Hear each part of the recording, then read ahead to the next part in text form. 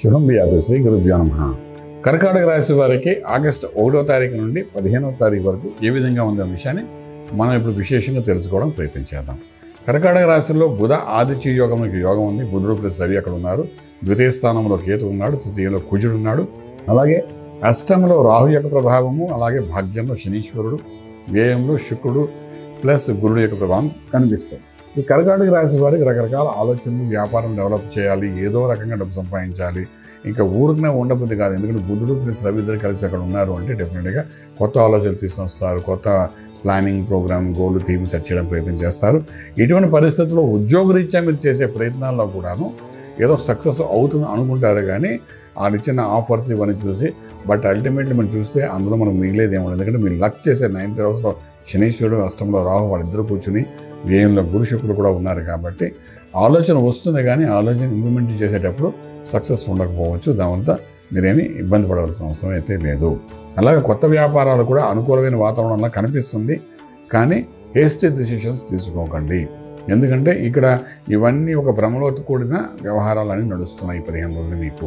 So మనం ఏదైనా పొరపాటును మొదలు పెడితే దాని యొక్క ఈరోజు కనబడదు, కానీ అల్టిమేట్లీ అది లాసెస్లో తీసుకెళ్ళే అవకాశం ఉంది ఈ 15 రోజుల్లో ఏది ఆరంభించినా కూడా. ఓకే, ఇక ఉద్యోగరీత్యా మీరు చేసే ప్రయత్నాలు విదేశాలలో సఫలీకృతం అవుతాయా అంటే అదంతా నష్టపూరితమైన వ్యవహారంగా కనబడుతుంది. కాబట్టి ప్రయత్నం లోపం ఉంది, కాబట్టి చేయకండి. అలాగే విద్యార్థి దశలో ఉన్న వాళ్ళు చదువు కోసం విదేశాలకు వెళ్ళాలనుకున్న విద్యార్థులకు మాత్రం కొంత అనుకూలంగానే కనబడుతున్నది. విదేశాల్లో చదువుకొని ఉద్యోగరీత్యా చేసే ప్రయత్నాలు ఎవరు ఉన్నారో వాళ్ళకి కూడా కొంత సక్సెస్ఫుల్ కనబడే అవకాశం ఉంది. శుభవార్తలు వింటారు, శుభకార్యాలలో పాల్గొంటారు, మధ్యవర్తిత్వం వహిస్తారు, మానసిక ఒత్తిడి పొందుతారు, దాని మూలాన్ని పెద్దరికాన్ని వహిస్తారు. అందులో కూడా మాట పడే అవకాశం బాగా ఉంటుంది, కానీ తప్పిన పరిస్థితుల్లో అవి కూడా అనుభవించవలసిన అవసరం ఉంటుంది.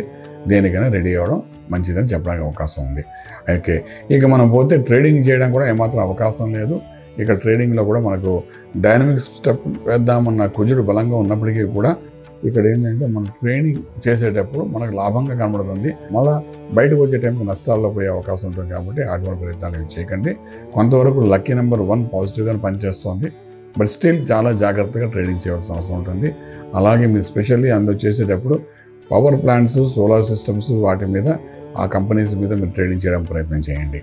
ఓకే, ఇంకా ఆరోగ్య విషయానికి వచ్చినప్పుడు అష్టంలో ఉన్న రాహు ప్రభావం, భాగ్యంలో ఉన్న శనీశ్వరుడు.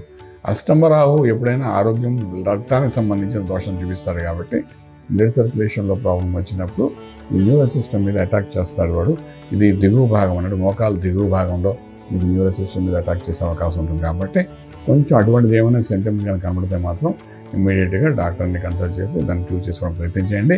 మేధా దక్షిణామూర్తి మహామంత్రాన్ని చదవడానికి ప్రయత్నం చేయండి. దానివల్ల కొంతవరకు ఊరటగా ఉంటుంది, మేధస్సు పనిచేస్తుంది. దానివల్ల తీసుకున్న నిర్ణయాలు కొంత బలోపేతమయ్యే అవకాశం ఉంటుంది. ఏవైనా దోషాలు నిర్ణయంలో ఉంటే అవన్నీ కూడా కరెక్షన్ అవ్వడానికి అవకాశం ఉంటుంది. కాబట్టి మేధా దక్షిణామూర్తి మంత్ర సాధన చేసుకుని ముందుకెళ్ళితే డెఫినెట్గా రాజమార్గంలో రాజ్యం పొందగలుగుతారు. శుభం వ్యాధు.